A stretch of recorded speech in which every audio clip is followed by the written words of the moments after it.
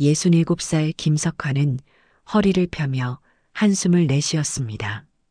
부산 영도에 위치한 대형 조선소의 회장직을 맡고 있지만 여전히 젊은 시절 용접사로 일했던 습관이 남아 아침마다 공장을 둘러보는 일과를 빼놓지 않았습니다. 창문 너머로 보이는 바다는 오늘따라 잔잔했고 조선소의 거대한 크레인들이 하늘을 찌를 듯 서 있었습니다. 석환은 자신의 책상 위에 놓인 가족 사진을 바라보았습니다. 세 자녀와 함께 찍은 사진이었습니다.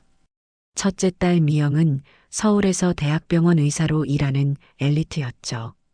어릴 때부터 공부 하나는 기가 막혔습니다. 중학교 때부터 장학금을 타오더니 의대에 수석으로 입학했습니다. 공부방에서 늦은 밤까지 책과 씨름하던 모습이 눈에 선했습니다. 석환의 자랑이었지만 요즘은 바쁘다는 이유로 명절에도 얼굴 보기가 힘들었습니다. 지난 설에도 병원 일정을 핑계로 짧게 인사만 하고 떠났죠. 둘째 아들 준석은 아버지를 닮아 성실하고 묵직한 청년이었습니다. 어릴 적 아버지가 용접 헬멧을 쓰고 불꽃 튀는 공장에서 일하는 모습을 보며 자랐습니다. 아버지, 나중에 저도 아버지처럼 멋진 용접사가 될 거예요. 라고 말하던 준석은 정말로 아버지의 회사에서 용접사로 일하고 있었습니다. 회장 아들이라는 특혜 없이 현장에서 땀 흘리는 모습이 석환은 대견했습니다.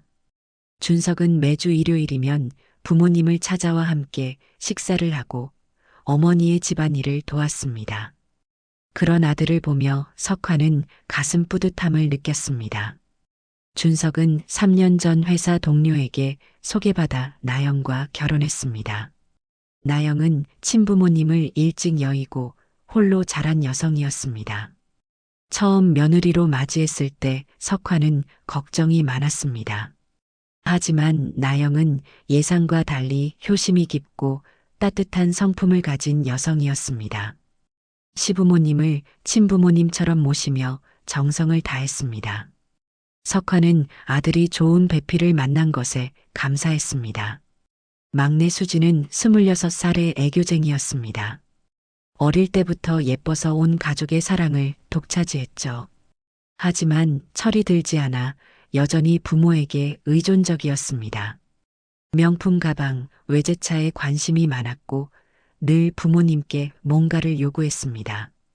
대학을 졸업하고도 제대로 된 직장을 갖지 않고 아르바이트만 전전하며 부모의 경제적 지원에 의지했습니다.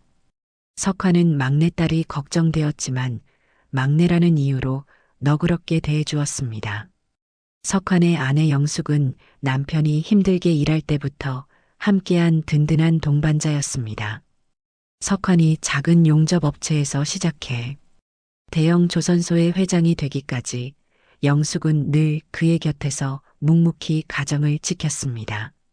아이들이 어릴 때는 홀로 육아의 무게를 감당하며 남편의 뒷바라지를 했고 지금은 노년의 석환에게 가장 편안한 안식처가 되어 주었습니다. 가족 내 분위기는 미묘했습니다. 석환은 공부 잘하는 첫째와 자신을 닮은 둘째에게 은연중에 더 많은 관심과 기대를 보였습니다. 특히 준석이 자신의 뒤를 이어 회사를 맡아줄 것이라는 기대가 컸습니다. 영숙은 그런 남편을 보며 안타까워했지만 막내를 더 많이 챙기며 균형을 맞추려 했습니다. 그렇게 세 자녀는 각자의 성격과 삶의 방향을 가지고 자라났습니다. 석환의 조선소는 부산에서도 손꼽히는 규모를 자랑했습니다. 30년 전 작은 용접업체로 시작해 이제는 1000명이 넘는 직원을 거느린 중견기업으로 성장했습니다. 석환은 현장 경험을 바탕으로 직원들의 안전과 복지에 항상 신경을 썼고 그런 경영 철학이 회사의 성장 동력이 되었습니다. 직원들은 석환을 존경했고 그의 리더십 아래 회사는 안정적으로 성장했습니다. 석환은 창문 너머로 조선소를 바라보았습니다. 준석이 일하고 있을 용접구역이 보였습니다. 아들이 벌써 35, 이제는 기술자로서 인정받는 나이가 되었습니다. 석환의 입가에 자연스레 미소가 번졌습니다. 오늘도 준석은 현장에서 열심히 일하고 있겠지요. 불꽃이 튀는 가운데 집중하는 아들의 모습을 상상하니 가슴이 뿌듯했습니다. 하지만 시간이 흐를수록 가족의 간극은 더 벌어졌습니다. 첫째 미영은 의사가 된 후 점점 가족과 소원해졌습니다. 명절에 잠깐 얼굴을 비추는 것도 큰 수고처럼 여겼죠. 병원 일이 바쁘다는 핑계로 부모님 생신에도 간단한 선물과 전화 한 통으로 대신했습니다. 시댁 행사는 빠지지 않으면서 친정은 매번 후순이었습니다. 지난달 석환의 생신에도 미영은 나타나지 않았습니다. 대신 비싼 양주 한 병을 택배로 보내왔을 뿐이었죠. 영숙은 남편의 실망한 표정을 보며 마음이 아팠습니다. 식탁에 차려진 생일상 앞에서 석환은 자꾸만 현관문을 바라보았습니다. 혹시나 미영이 깜짝 방문할까 기대했던 것이죠. 하지만 끝내 딸은 오지 않았고 저녁 늦게 걸려온 짧은 축하 전화가 전부였습니다. 미영아, 아버지 생신인데 올해는 얼굴 좀 보자. 영숙이 전화로 달래봐도 미영의 대답은 늘 같았습니다. 엄마, 환자들이 기다리고 있어요. 다음에 시간 날 때 갈게요. 영숙은 전화를 끊고 한숨을 내쉬었습니다. 창밖으로 내리는 봄비를 바라보며 딸의 차가워진 마음이 비처럼 쓸쓸하게 느껴졌습니다. 예전에는 아버지에게 재롱을 부리며 안겼던 딸이 언제부터 이렇게 멀어졌는지 가슴이 아팠습니다. 반면 둘째 준석과 그의 아내 나영은 주말마다 부모님을 찾아왔습니다. 토요일 오후면 어김없이 현관문 벨이 울렸고 문을 열면 나영이 직접 만든 음식과 제철 과일을 들고 환하게 웃고 있었습니다. 나영은 친부모님을 일찍 여의고 혼자 자란 터라 시부모님을 친부모님처럼 여겼습니다. 특히 나영은 석환의 건강을 세심하게 챙겼습니다. 고혈압이 있는 석환을 위해 저염식 반찬을 따로 준비해 오고 민간요법으로 달인 한약재를 정성껏 가져왔습니다. 석환이 좋아하는 도다리찜도 자주 만들어 왔는데 그때마다 석환은 어린아이처럼 좋아했습니다. 어머님, 이번 주말에 저희가 모시러 갈게요. 아버님이 좋아하시는 해변 드라이브 가요. 나영의 따뜻한 말 한마디에 영숙의 마음은 늘 따스해졌습니다. 해변 드라이브는 석환이 가장 좋아하는 여가 활동이었습니다.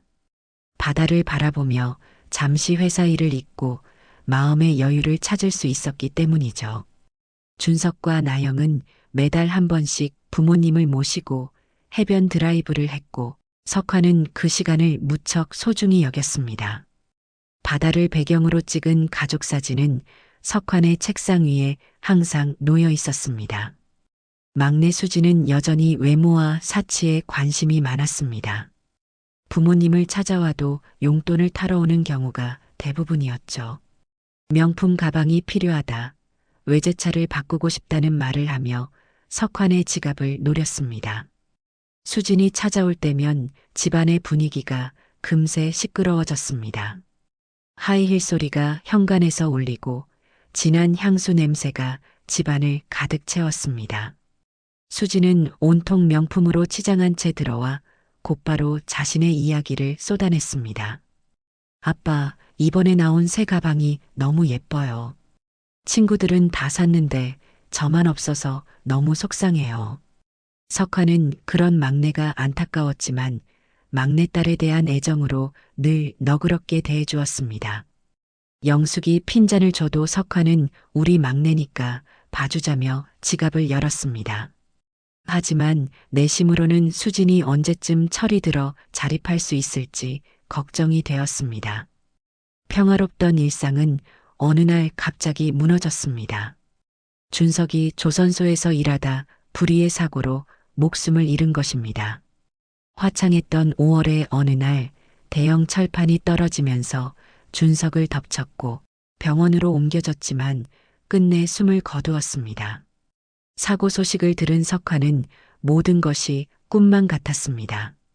방금 전까지 건강하게 웃던 아들이 갑자기 세상을 떠났다는 현실이 믿기지 않았습니다. 석화는 아들의 죽음 앞에서 무너졌습니다.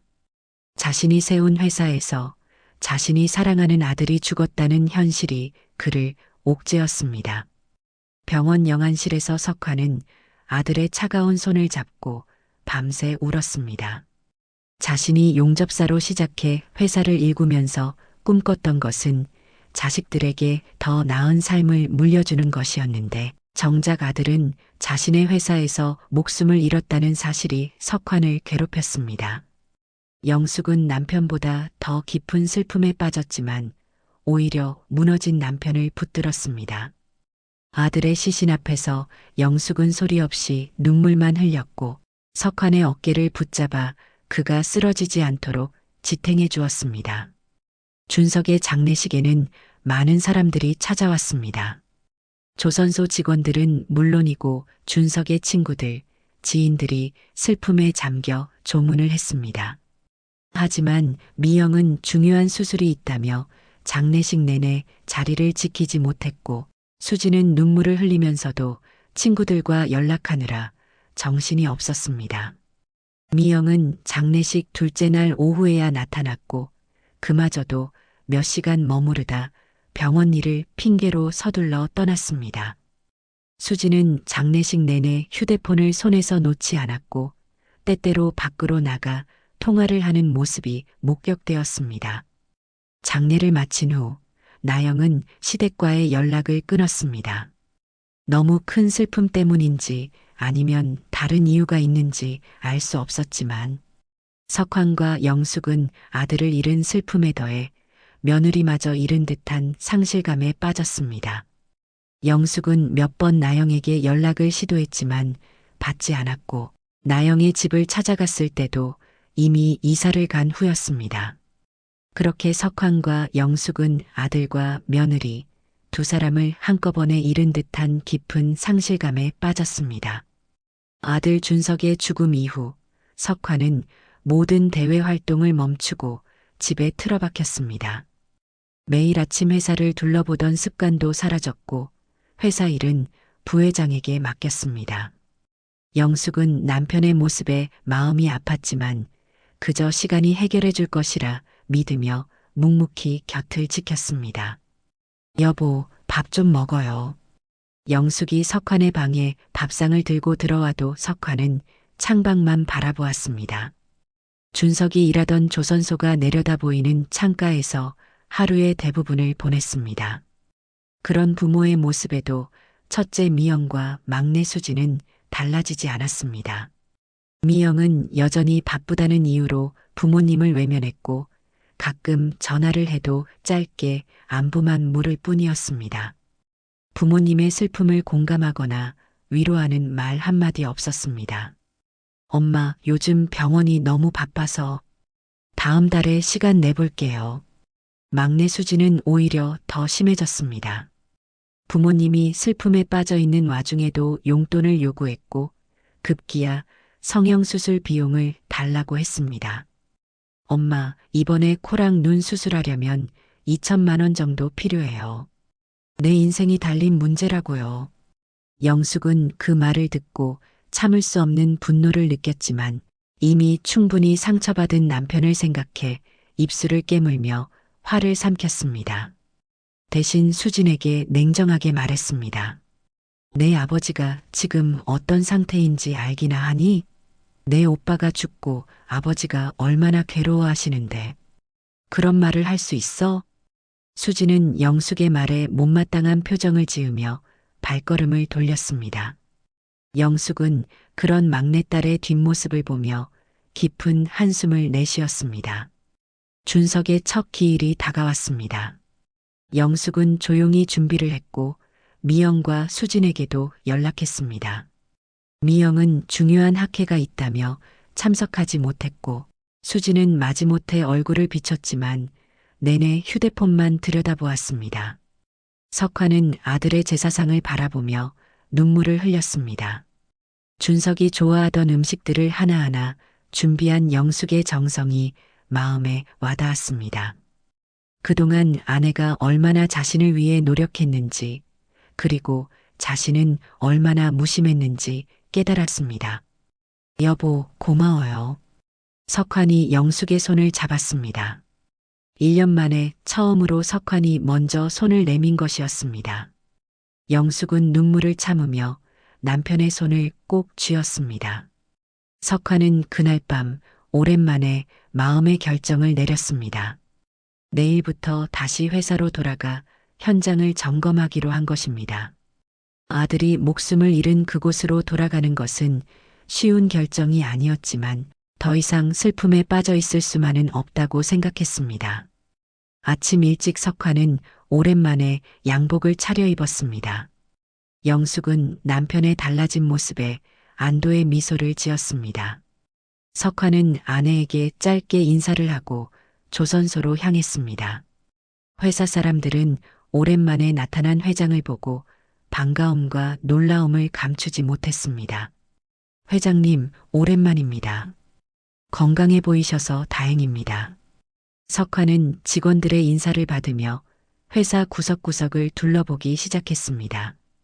특히 안전시설을 꼼꼼히 점검했습니다. 아들이 사고를 당한 곳은 아직도 가지 못했지만 다른 직원들이 같은 불행을 겪지 않도록 안전에 더욱 신경 쓰기로 마음먹었습니다.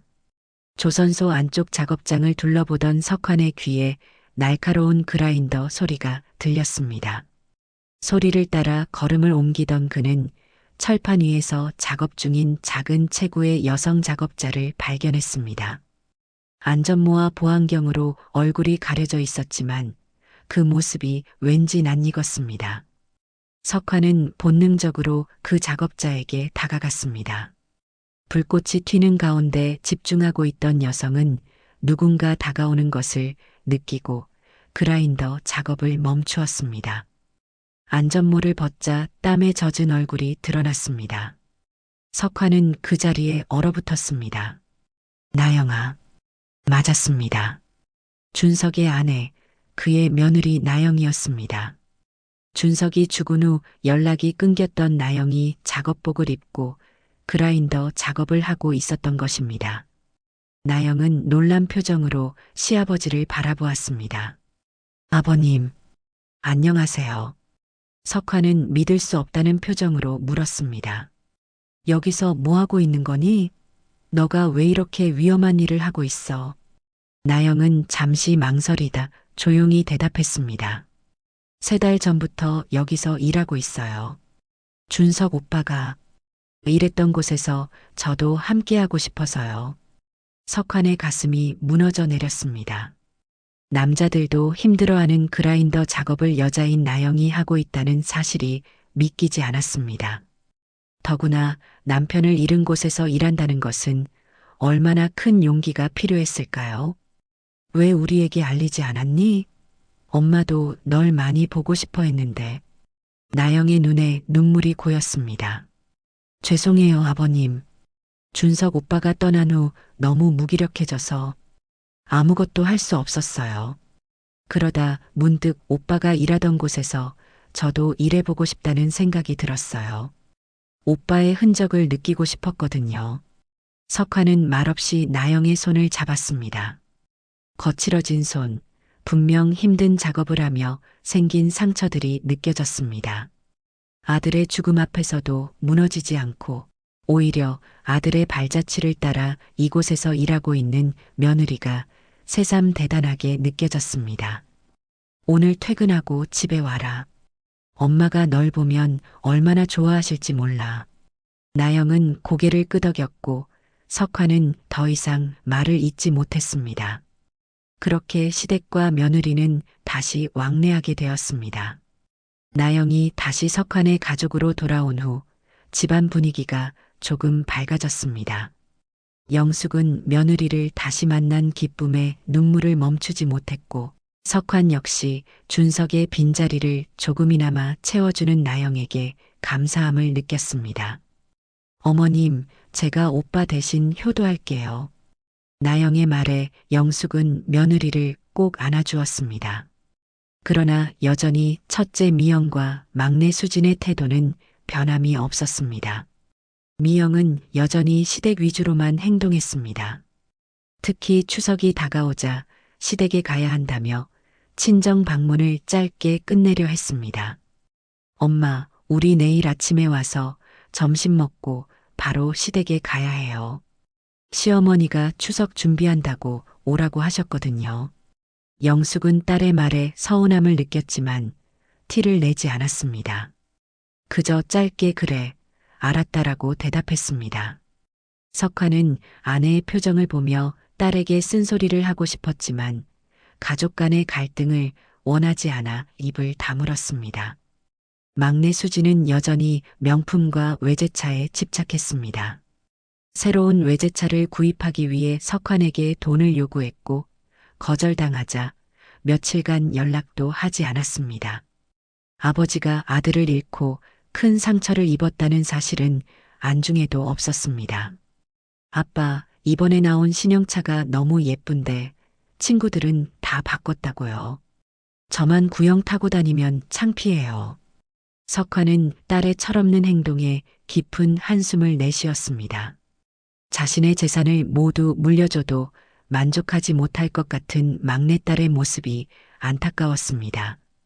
반면 둘째 며느리 나영은 주말마다 시댁을 찾아와 집안일을 도왔습니다. 석환이 좋아하는 음식을 직접 만들어 가져오기도 했고 명절에는 가장 먼저 와서 준비를 도왔습니다. 힘든 조선소 일을 하면서도 한 번도 피곤한 기색을 내비치지 않았습니다. 아버님, 이거 준석 오빠가 좋아하던 도다리찜이에요. 제가 직접 만들었어요. 석환은 며느리의 정성에 가슴이 뭉클했습니다. 혈육도 아닌 며느리가 이렇게 가족을 챙기는데 정작 자신의 딸들은 무관심했습니다. 이런 대비가 석환의 마음에 쓸쓸함을 안겼습니다.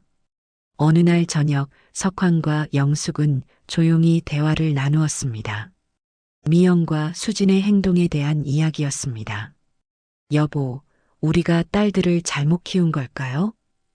영숙이 물었습니다. 석환은 잠시 생각에 잠겼다가 대답했습니다. 우리가 너무 물질적으로만 채워줬나 봐. 정작 중요한 건 가르쳐 주지 못했어.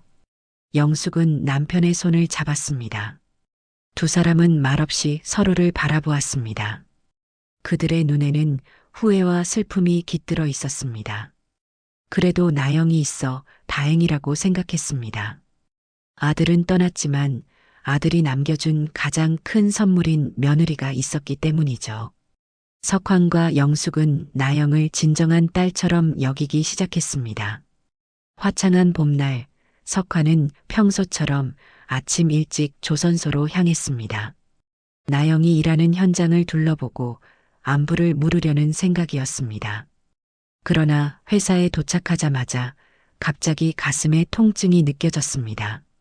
숨이 가빠지고 식은땀이 흘렀습니다. 회장님, 괜찮으세요? 비서가 놀라 소리쳤습니다. 석환은 대답하지 못하고 그대로 쓰러졌습니다. 급히 119가 호출되었고 석환은 중환자실로 실려갔습니다. 의사의 진단은 심근경색, 다행히 골든타임 내에 처치가 이루어져 생명에는 지장이 없었지만 상태가 위중했습니다. 영숙은 남편의 병실에서 눈물을 흘리며 기도했습니다. 석환이 의식을 잃은 채 누워있는 모습을 보니 가슴이 미어졌습니다. 오랜 세월 동안 가족을 위해 묵묵히 일해온 남편이 이렇게 누워있다니 믿기지 않았습니다. 영숙은 딸들에게 연락했습니다. 미영은 중요한 학회가 있다며 바로 오지 못한다고 했습니다. 엄마, 지금 발표 준비 중이라 내일이나 모레쯤 갈게요. 아버지 상태가 위중하면 다시 연락 주세요. 영숙은 딸의 냉정한 반응에 말문이 막혔습니다. 생사를 오가는 아버지보다 학회가 중요하다니 이해할 수 없었습니다. 수진 역시 마찬가지였습니다. 친구들과 제주도 여행 중이라 당장 올 수 없다고 했습니다. 엄마, 지금 제주도인데 비행기가 없어요. 내일 첫 비행기로 갈게요. 영숙은 더 이상 전화를 이어가지 못했습니다. 아버지가 위급한데도 딸들은 자신의 일상을 우선시했습니다. 영숙의 눈에서 뜨거운 눈물이 흘러내렸습니다. 그때 병실 문이 열리고 나영이 숨을 헐떡이며 들어왔습니다. 작업복 차림 그대로였습니다. 어머님, 아버님 어떠세요? 제가 현장에서 소식 듣자마자 바로 왔어요. 영숙은 나영을 보자 참았던 눈물을 터뜨렸습니다. 나영은 영숙을 꼭 안아주며 위로했습니다. 어머님, 아버님 꼭 나으실 거예요. 우리가 함께 이겨내요. 나영은 그날부터 병원을 떠나지 않았습니다. 낮에는 조선소에서 일하고 밤에는 병원에서 석환을 간호했습니다. 피곤한 기색도 없이 석환의 손을 잡고 이야기를 들려주었습니다. 아버님, 오늘 공장에서 있었던 일 들려드릴게요. 아버님이 돌아오시면 해결해 주셔야 할 일이 많아요. 의식이 없는 석환을 향한 나영의 정성은 의료진도 감동시켰습니다. 그런 나영과 달리 미영은 사흘 만에야 병원을 찾았고 그마저도 잠깐 들러 상태를 확인하는 정도였습니다. 수지는 5시간 만에 병원을 떠났습니다. 어휴, 병원 냄새 너무 싫어. 엄마, 아빠 상태 나아지면 연락해줘요. 영숙은 딸들의 모습에 깊은 실망을 느꼈습니다. 하지만 나영의 헌신적인 모습에서 위안을 얻었습니다. 혈육도 아닌 나영이 이렇게 정성을 다하는데 정작 딸들은 무관심했습니다. 일주일 후 기적처럼 석환이 의식을 되찾았습니다. 깨어난 첫마디는 나영을 찾는 것이었습니다. 나영이는 어디 있나? 석환의 침대 옆에서 졸다가 깬 영숙이 반갑게 대답했습니다. 여보, 나영이 잠깐 화장실 갔어요. 금방 올 거예요. 석환은 약하게 미소 지었습니다. 그리고 잠시 후 들어온 나영을 보자 눈물을 흘렸습니다. 아버님, 정신이 드셨군요. 정말 다행이에요. 석환은 나영의 손을 꼭 잡았습니다. 말은 없었지만 그 손길에는 깊은 감사와 애정이 담겨 있었습니다. 석환이 태어난 후 영숙은 남편과 긴 대화를 나누었습니다. 병원에 있는 동안 두 딸의 행동에 너무 실망했다고 마음을 털어놓았습니다. 석환도 같은 마음이었습니다. 목숨이 위태로운 상황에서도 자신의 일을 우선시한 딸들에게 깊은 상처를 받았고 이제는 두 딸의 잘못된 행동에 더 이상 관용을 베풀지 않기로 결심했습니다. 석환은 영숙과 상의 끝에 미영과 수진에게 당분간 집에 찾아오지 말라는 결정을 내렸습니다.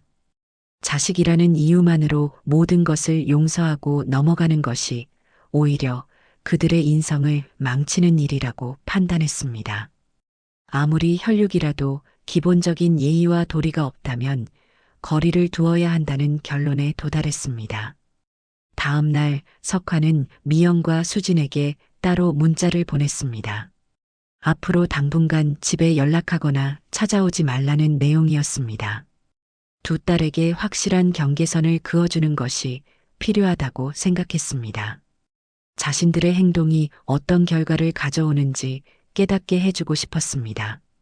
미영은 아버지의 문자를 받고 즉시 전화를 걸었지만 석환은 받지 않았습니다. 수진도 여러 차례 연락을 시도했으나 모두 무응답으로 일관했습니다.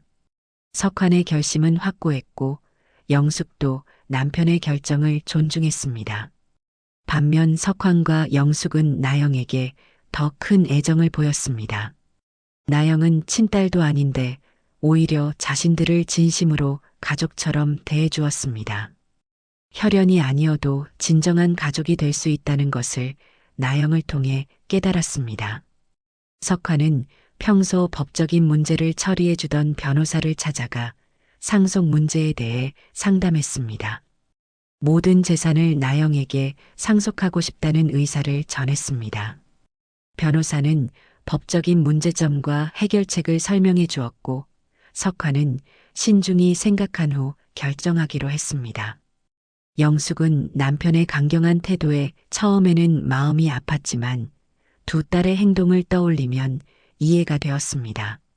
아무리 자식이라도 부모에게 기본적인 존중과 관심을 보이지 않는다면 그것은 잘못된 관계였습니다. 영숙은 이제라도 두 딸에게 올바른 삶의 가치를 가르치는 것이 진정한 부모의 역할이라고 생각했습니다. 시간이 흐를수록 미영과 수진의 연락 시도는 줄어들었습니다. 그들은 아버지의 결정이 일시적인 감정 표현이라고 생각했던 것 같습니다. 하지만 석환의 의지는 확고했고 두 딸이 진정으로 자신들의 잘못을 깨닫고 변화하기 전까지는 관계 회복은 없을 것이라고 생각했습니다. 나영은 시부모님의 상황을 이해하면서도 두 자매에 대한 안타까움도 가지고 있었습니다. 하지만 그녀 역시 두 자매의 행동에 실망한 부분이 컸기에 시부모님의 결정을 존중했습니다. 나영은 더욱 열심히 석환과 영숙을 모시며 그들의 곁을 지켰습니다. 석환과 영숙은 이제 나영을 통해 새로운 가족의 의미를 깨달았습니다. 혈연보다 중요한 것은 진심 어린 마음과 행동이라는 것을 알게 되었고 나영을 통해 위로와 행복을 찾았습니다. 그들의 가슴 속에는 이제 진정한 딸은 나영 한 사람뿐이라는 생각이 자리 잡았습니다. 세월이 흘러 1년이 지났습니다. 석환과 영숙의 삶은 많이 달라졌습니다. 미영과 수진과는 거의 연락이 끊겼고 나영만이 그들의 곁을 지키고 있었습니다. 그러던 어느 날 영숙은 동네 슈퍼마켓에서 우연히 수진을 마주쳤습니다. 예전과는 달리 화장기 없는 얼굴에 초라한 차림의 수진이었습니다. 영숙은 잠시 딸을 바라보았습니다. 한때 화려하고 당당하던 딸의 모습은 온데간데 없고 지친 모습으로 서 있는 수진을 보니 어머니로서 가슴이 아팠습니다. 수진은 고개를 숙인 채 눈물을 흘렸습니다. 남편이 바람을 피워 이혼했다는 사실, 그동안 얼마나 힘들었는지 이야기했습니다. 영숙은 처음에는 단호하게 대하려 했지만 딸의 흐느끼는 모습에 마음이 무너졌습니다. 아무리 잘못했어도 제 핏줄인 자식이 이렇게 무너진 모습을 외면할 수 없었습니다. 영숙은 수진을 조용히 품에 안았습니다. 딸의 어깨가 흔들릴 때마다 영숙의 가슴도 함께 아팠습니다. 집으로 돌아와 석환에게 수진을 만난 이야기를 전했습니다. 석환도 처음에는 단호했지만 아내의 이야기를 들으며 점점 마음이 흔들렸습니다. 얼마 후 미영에게서도 연락이 왔습니다. 남편의 불륜으로 이혼 소송 중이며 병원에서도 어려움을 겪고 있다는 내용이었습니다. 자신의 잘못을 인정하고 깊이 반성한다는 편지였습니다. 석환은 편지를 읽으며 딸의 눈물 흔적을 발견했고 아버지로서의 마음이 다시 일어났습니다. 석환과 영숙은 긴 대화를 나누었습니다. 자식들이 잘못했지만 이제 진심으로 반성하는 것 같다는 생각이 들었습니다. 더구나 두 딸 모두 어려운 상황에 처했을 때 외면하는 것이 과연 부모로서 옳은 일인지 고민했습니다. 결국 석환은 두 딸에게 연락해 집으로 돌아오라고 했습니다. 단 과거의 행동에 대해 진심으로 반성하고 앞으로는 가족의 의미를 새롭게 생각하길 바란다는 조건이었습니다. 주말 미영과 수진은 떨리는 마음으로 부모님 집을 찾았습니다. 두 사람 모두 예전의 당당함은 사라지고 겸손하고 반성하는 모습이었습니다. 석환과 영숙 앞에서 무릎을 꿇고 그동안의 무심했던 행동에 사과했습니다. 준석이 떠난 후에도 아버지가 아프셨을 때도 제대로 곁에 있어주지 못한 것을 진심으로 후회했습니다. 나영도 그 자리에 함께했습니다. 처음에는 미영과 수진을 다시 받아들이는 것에 망설였지만 진심으로 반성하는 모습을 보고 마음을 열었습니다. 오히려 두 자매를 따뜻하게 맞이했습니다. 그날 이후 가족의 관계는 새롭게 시작되었습니다. 미영과 수진은 주말마다 부모님을 찾아뵈었고 나영과도 친자매처럼 가까워졌습니다. 석환의 80번째 생일에는 세 딸이 함께 특별한 파티를 열었습니다. 준석이 생전에 찍은 사진들로 앨범을 만들고 석환이 좋아하는 음식들로 상을 가득 채웠습니다. 석환은 세 딸을 바라보며 깊은 감사함을 느꼈습니다. 아들은 떠났지만 세 딸이 이렇게 화목하게 지내는 모습을 보니 가슴이 따뜻해졌습니다. 진정한 가족은 서로를 이해하고 용서하며 함께 성장하는 것임을 깨달았습니다. 자식이 잘못을 했어도 진심으로 반성하고 돌아온다면 받아주는 것이 부모의 마음이지. 석환은 이제 그 말의 의미를 온전히 이해했습니다. 용서와 화해가 가져온 새로운 가족의 모습은 그 어느 때보다 아름답고 단단했습니다.